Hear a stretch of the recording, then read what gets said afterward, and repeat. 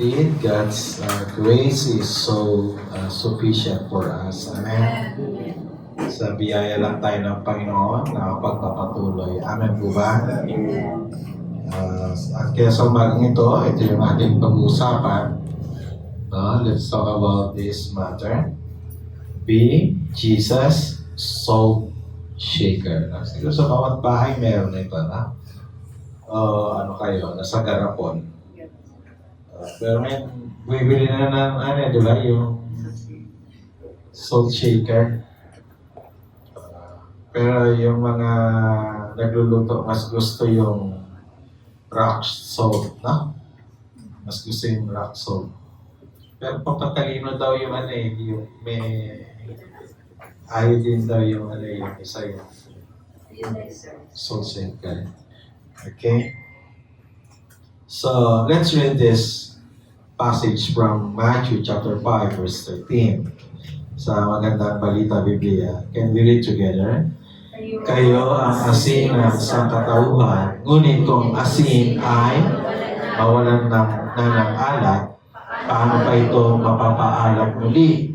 Hindi ba wala na itong kabuluhan, kundi ang itapon at tapakan ng mga tao? Let's read in English version in New Living Translation.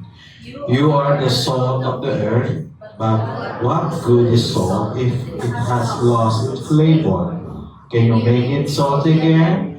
It will be thrown out and trampled underfoot as worthless. Ganun sa New Living Translation.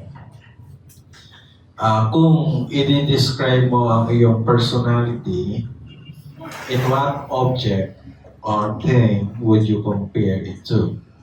Sige nga, kausapin mo yung katabi mo. Kung gusto mo i-describe yung sarili mo, ano ikaw? Ano ikaw? Sige nga. If you want to describe yourself, ano ikaw?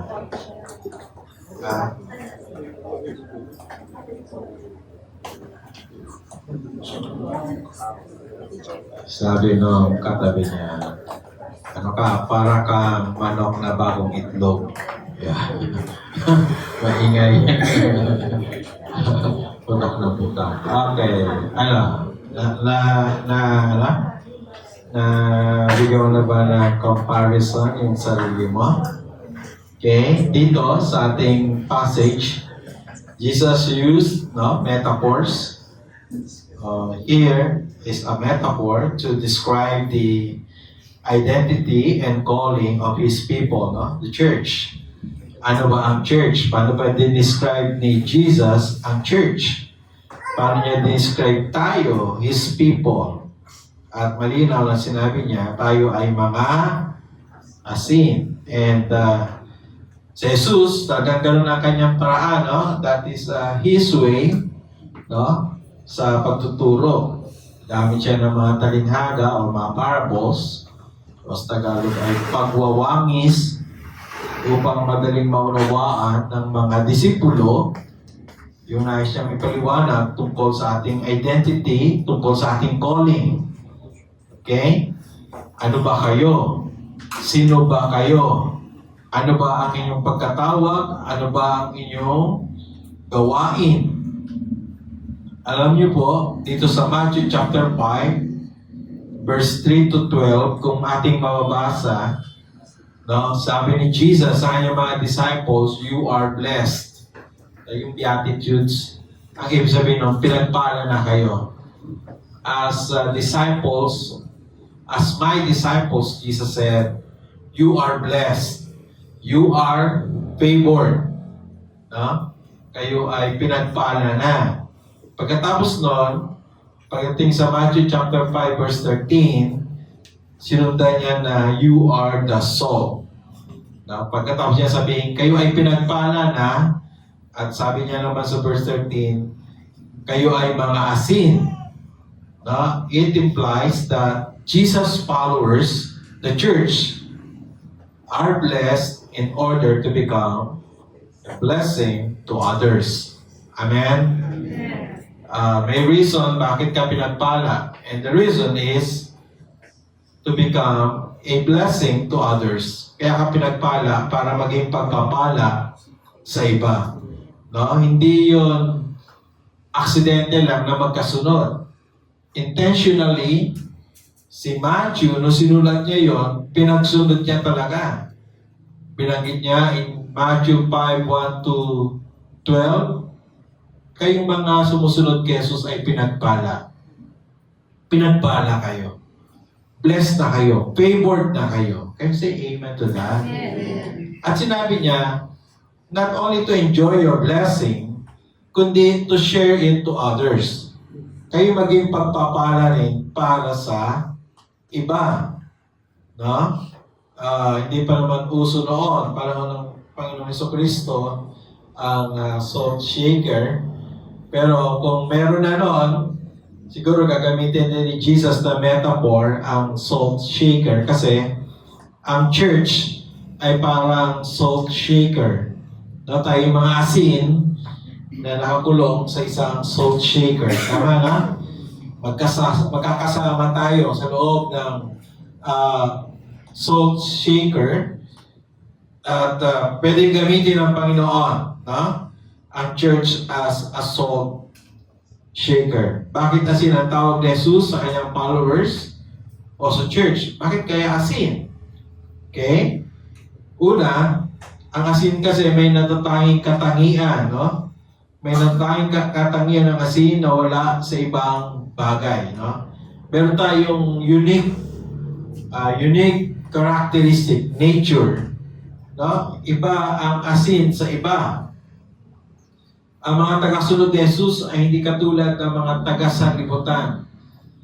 No? Ang church ay separated. Sabi nga sa Credo, we are a holy, no? A holy people of God. Ibig sabihin, separated, no? Inihiwalay, ibinukod. Okay? Hindi siya katulad ng mga taga-sanlibutan. Although, yun nga nakakalungkot ngayon, no? Ang church nagbumukhang, the church become worldly and the world looks like churchy, no? May mga negosyo na kita ko pangalan, mga religious na pangalan, di ba? Di ba? No? Mga St. Timothy, mga gano'n, di ba? Contractor.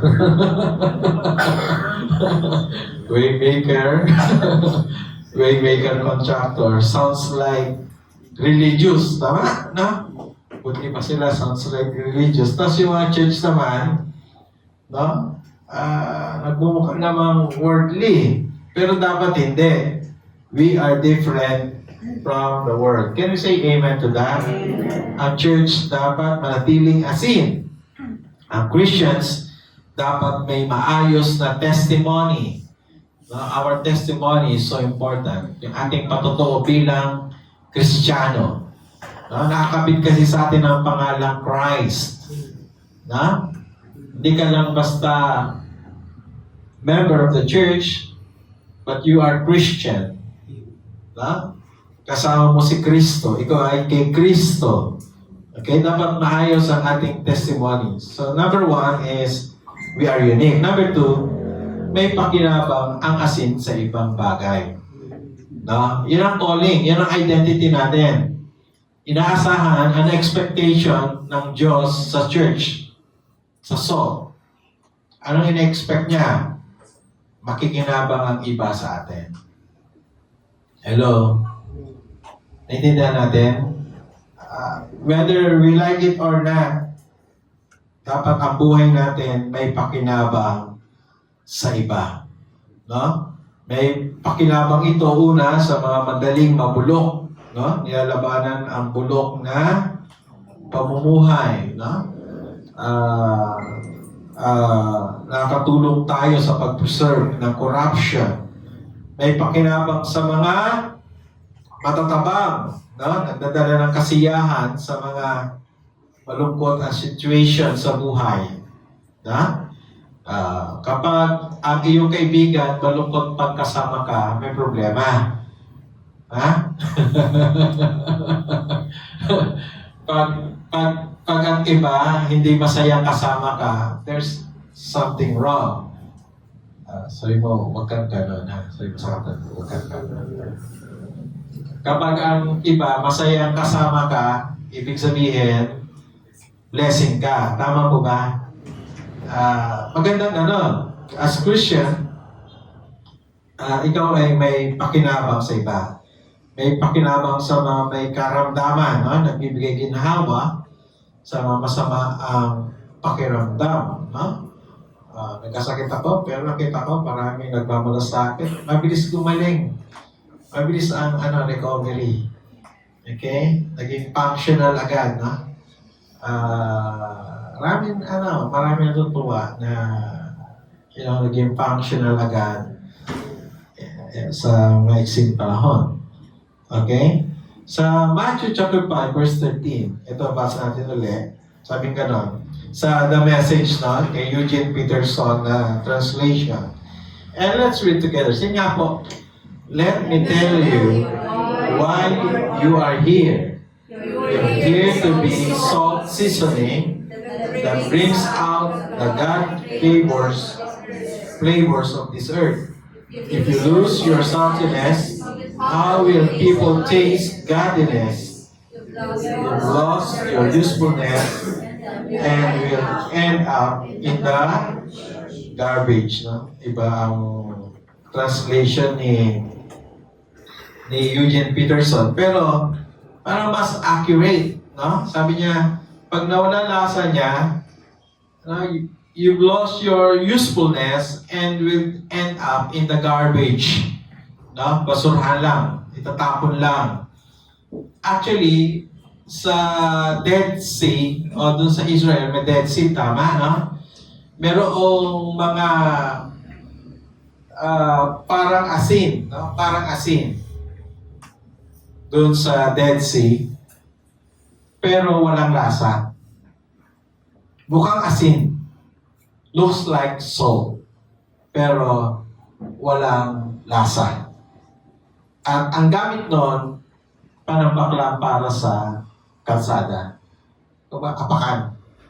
Pangkalsada lang siya. Itinatapon lang siya para gawing panambak.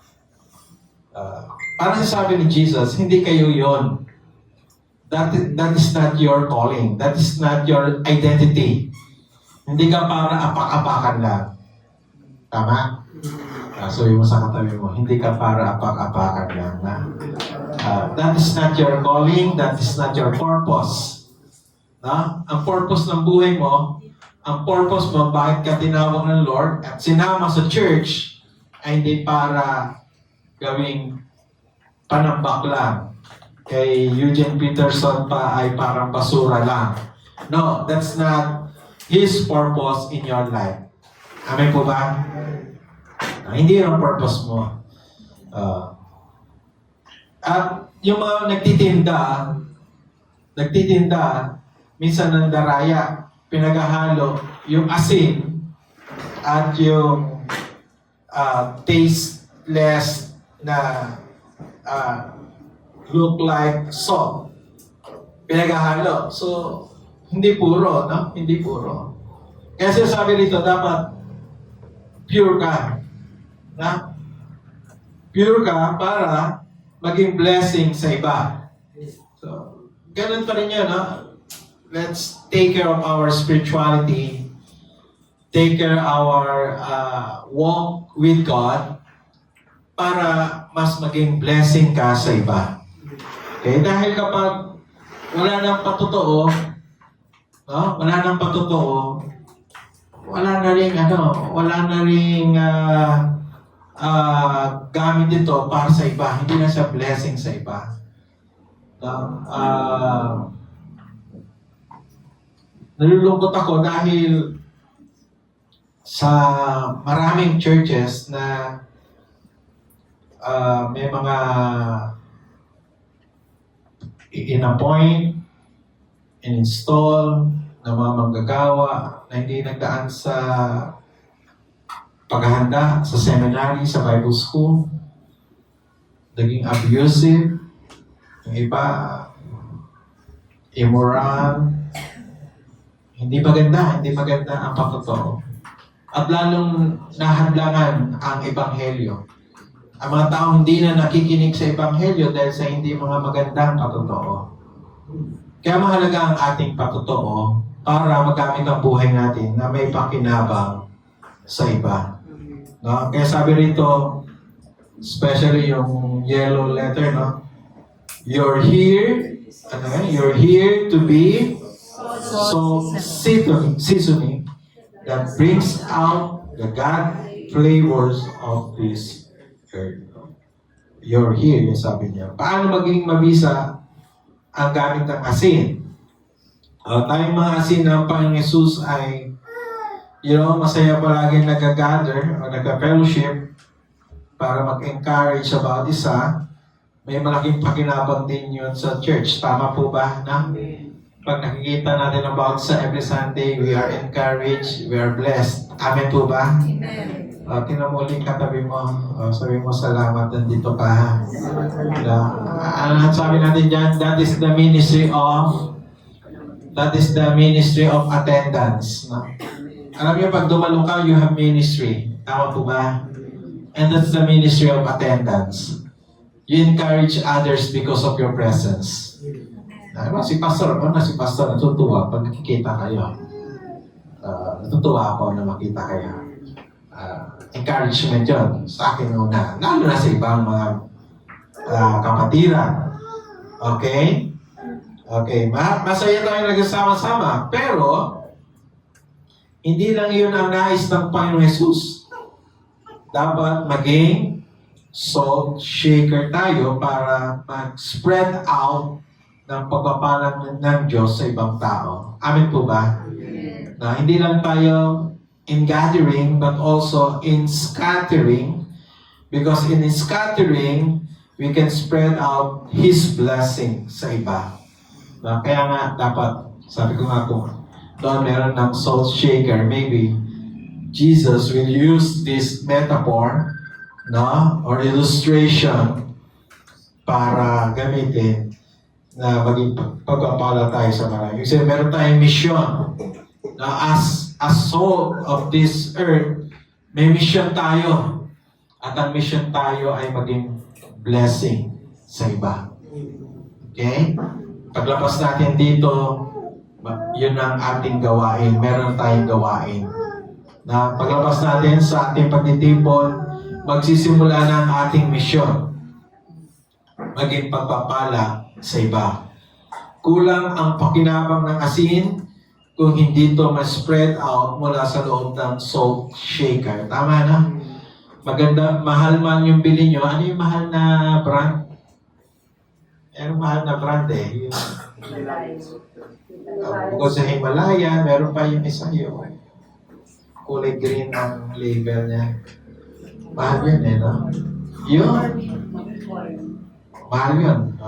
Pero kahit gaano kamahal yun, pero naka-display lang, walang pakinabang. Tama na. Walang pakinabang. Pero pag binudbud mo yun, doon nagkakaroon ng pakinabang. Tama po ba? Paglabas natin dito, maging blessing tayo sa iba. Amen po ba doon? Kailangan lumabas mula sa loob upang dalhin ang pagpapala ng kaligtasan sa mga hindi pa nakakarinig at nakakaranas ng kabutihan ng ating Panginoong Diyos. No? Ito na yung mga tinuro sa atin. No? Naturuan na tayo ng prayer, care, share. No? Para maabot ang unbelievers. No? Yung prayer, care, share, ang pag-share ng gospel nagsisimula sa prayer. No? We pray for those, no? People, no, na gusto natin makarinig ng salita ng Diyos. Pinag-pray muna sila. Pagkatapos natin pag-pray sila, ipadama natin sa kanila ang pagmamahal ng Panginoon. Amen? Na alam ko si Brother AJ, may mga kaibigan at katrabaho sa Malaysia na inaabot niya rin ng gospel. At doon nagsisimula. Pray muna, and then care. Kaya lang mas mahal ata doon, ano? Kasi ititreat mo sila. To show that you care, no? Ititreat mo sila. And then after that, then you will share the gospel. Okay? Naturuan na tayo ng prayer, care, share. Yung mga nag-OBS dito, naranasan nyo yan. Naranasan nyo. Hindi nyo lang narinig ang pag-ibig ng Diyos, nadama nyo rin sa pamagitan ng mga humahayo. Tama po ba? Okay. Naturuan din na tayo na kung paano ibahagi ang share the gospel. Simple lang. Iniisip ko magkaroon ng T40 network dito sa atin dito mismo.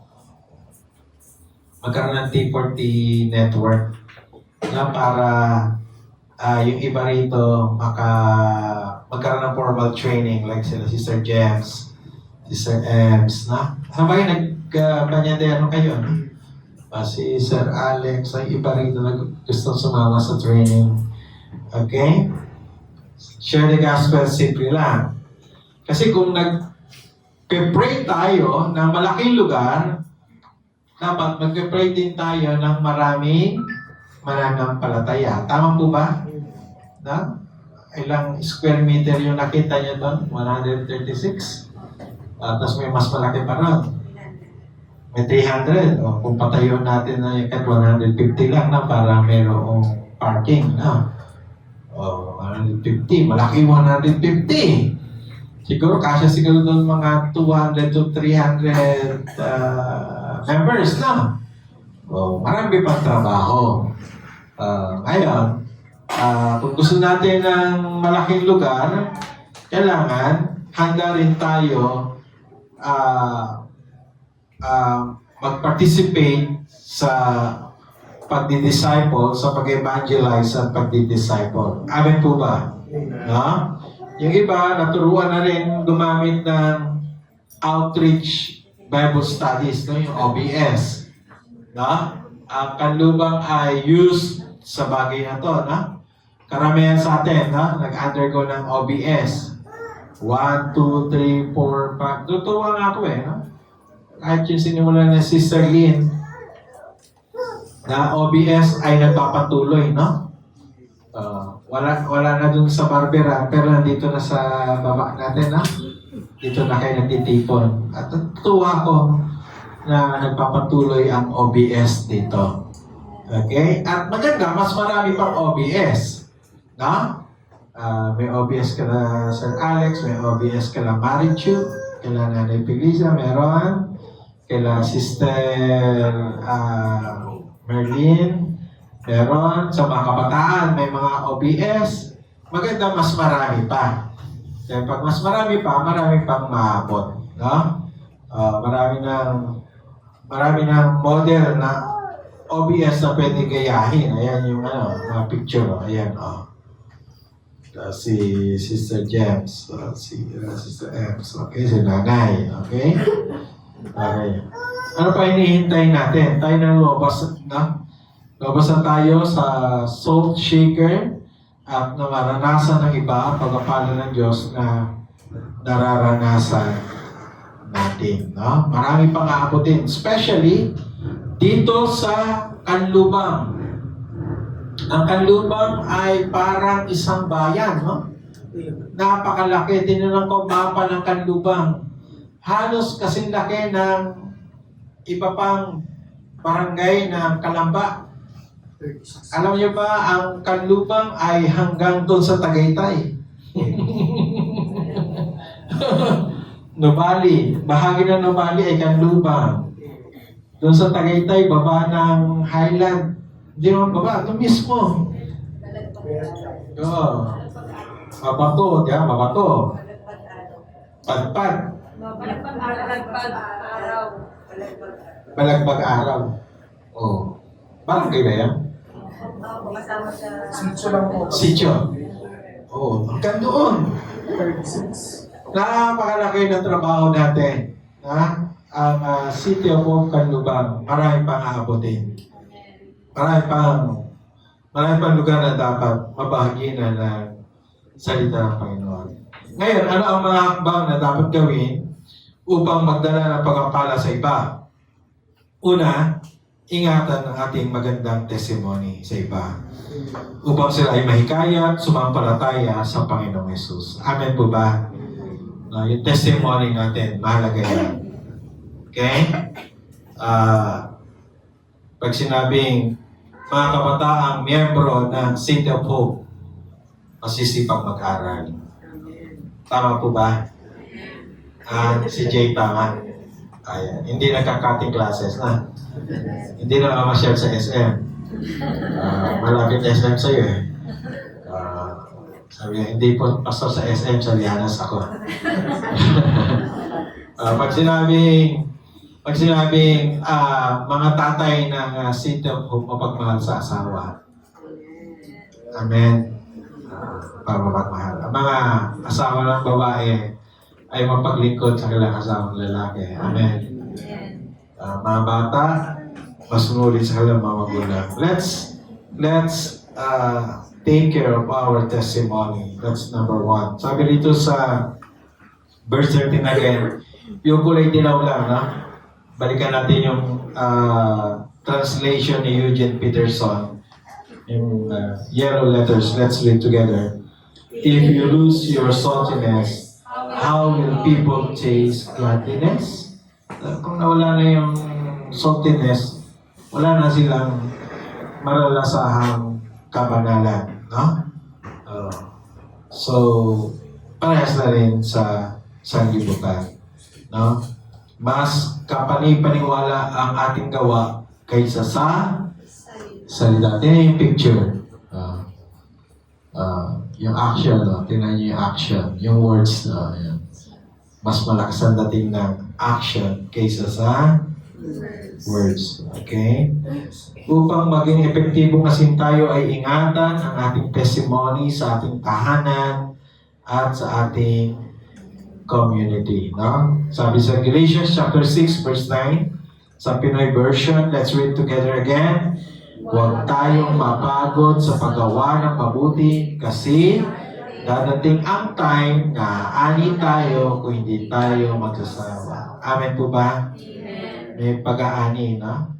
May pag-aani, okay? Kung hindi maayos ang ating testimony, sabi ni Jesus, mawawala ng saysay ang ating paghayo. No? Mawawala ng tayo pa ang magiging, kung hindi maganda ang testimony natin, tayo pa ang hindrance for the gospel.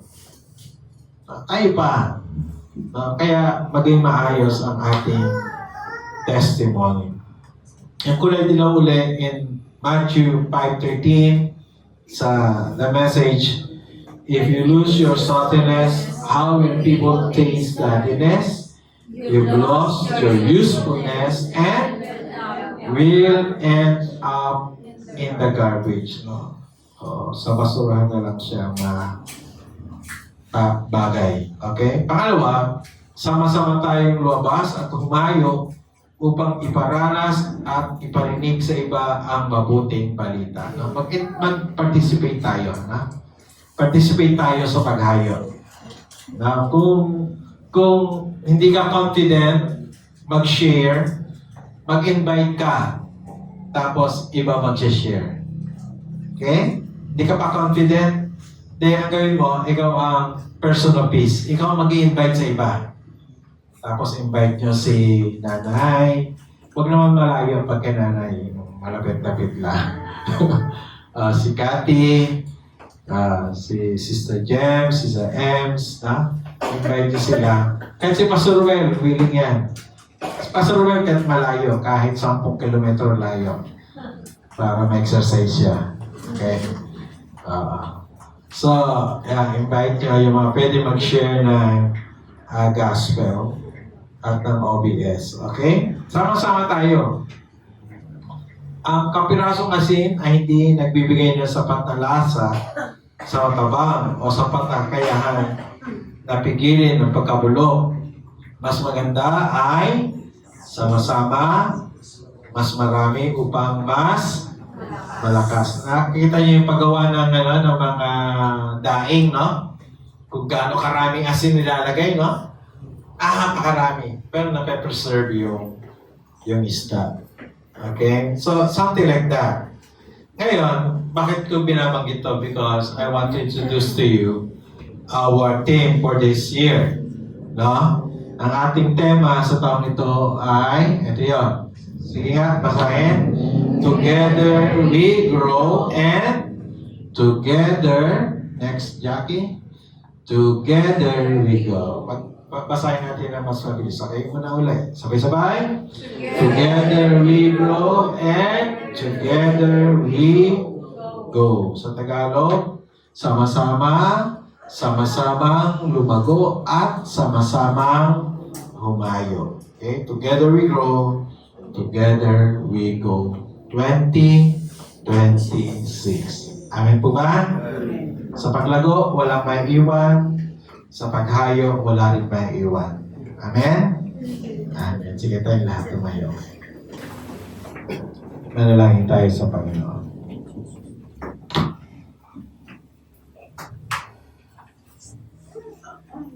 Nagpapasalamat po kami, Panginoon, dahil kasama kami sa iyong mga hinirang, kasama kami sa iglesia na iyong itinata. Salamat, Panginoon, dahil kami nakarinig ng mabuting balita. Kami ay iyong pinatawad sa aming mga kasalanan, tinubos sa lahat ng aming kasalanan, iniligtas, pinagpala ang buhay, pero alam ko namin, Panginoon, hindi lang yun ang nais mo. Ang nais mo rin, ang mga pinagpala mo maging pagpapala sa iba. So, bagay ito, Panginoon, aming dinadalangin ang aming annual theme for the City of Hope Urban Mission. Indeed, Lord God, this is our desire for us together growing and for us together going. Lord, help us. Di namin kaya to sa aming sarili lamang, Panginoon. Kayo ang nagpapalago sa aming buhay espiritual. Sa biyaya mo lamang kami, Panginoon, nakapagpapatuloy. Sa iyong grasya lamang kami, Panginoon, nakatatayo. Kaya dalangin namin, Panginoon, na ang iyong biyaya maranasan ng bawat sa amin. Sa bawat araw, sa aming trabaho, sa eskwelahan, sa tahanan, sa aming community, Lord God.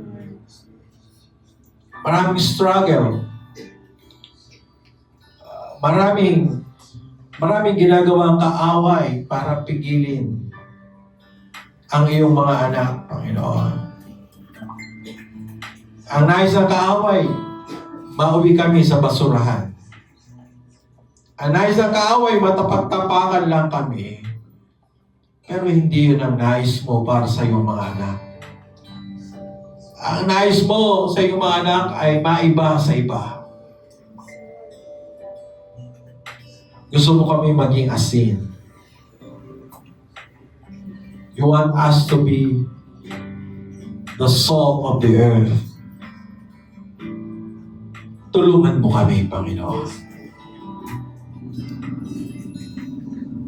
Maging pagpapala ang buhay na ito, O Diyos. Pinagpala para maging pagpapala. So to you, Lord God, we commit this desire, this prayer, that together we grow and together we go. Especially ang City of Hope, Canlupa, we desire a bigger place. We desire, Lord God, a bigger worship place, Lord. Inihanda mo na yun, Panginoon. Thank you, Lord. Thank you, Lord. Nag-reserve ka ng lugar para sa amin. Kung paano, Panginoon, sinamahan mo kami sa maliit na sala nila Nanay Telma. Mula doon, dinala mo kami sa isang KTV house hanggang dinala sa lugar na ito. That is your word. That's how you bless this church. And now, Lord, we are desiring to have our own place, Lord God. A place na mas lalawak pa, lalaki pa at lulusog ang iglesyang ito, ang City of Hope Canluban. At gagamitin mo ang bawat isa sa amin, Panginoon. Gagamitin mo ang aming mga kaloob. Gagamitin mo ang aming mga skills. Gagamitin mo ang aming mga talent. Gagamitin mo, Panginoon, ang aming influence. Gagamitin mo ang aming mga resources para sa paglawak ng iyong kaharian. Pagpalain mo rin ang aming joint worship sa February 1 together with my mentor, Dr. Min Ho Song. Ihanda mo na nga po ang lugar. Ihanda mo rin ang bawat sa amin na magiging bahagi ng celebration na yan. I-bless mo rin, Panginoon, ang celebration ng anniversary ng City of Hope Gerald Trias mamayang hapon. Salamat, Panginoon. Salamat po. Hallelujah. Lumawak, dumami mga gawain mo sa ilalim ng City of Hope dahil sa inyong biyaya. Amen. At patuloy maranasan namin iyon, O Diyos. So mga ito, pinapanalangin ang mga may karamdaman, lubos na kagalingan. Ang iyong lingkod, Panginoon, patuloy mong palakasin, patuloy mong pagalingin. Salamat, Panginoon. Salamat po. Dalangin ang mga nasa banig ng karamdaman, dalangin ang mga nasa ibang bansa, pagbabantay, pag-aalaga, pag-aruga sa kanila, pagkakaloob ng lahat nilang pangangailangan. Saan mang lugar sila sa mundong ito, Panginoon, pinagpala mo na sila. Mga bahagi ng aming church, mga mahal sa buhay, Panginoon, pagpalain mo sila lahat. O Diyos, igawad mo yung mayamang basbas, bendisyon sa amin sa umagang ito. Nanawa, iparanas mo sa amin ang kapangyarihan na bumula sa banal na Espiritu upang makalakad kami ayon sa iyong kalooban, ayon sa iyong katuwiran at kabanalan, upang maging asin kami sa iba, ipagkaloob lahat ng mabuting bagay sa buhay namin upang maganap ang iyong kalooban. Iparanas mo sa bawat araw sa amin, Lord, ang iyong kapayapaan. Mga mahimbing na pagtulog, pagpapahinga, iparanas mo sa iyong mga anak. Kagalakan mo, Panginoon, punuin ang aming puso. O Diyos, iparanas ang iyong kalapitan, ang iyong pabor. At maingat na ibalik lahat ng papuri, pagdakila, pagluwalhati sa pangalan ng Ama, ng Anak, at ng Espiritu Santo. Amen. Amen at Amen. Lahat ng papuri, ibalik natin sa Panginoon.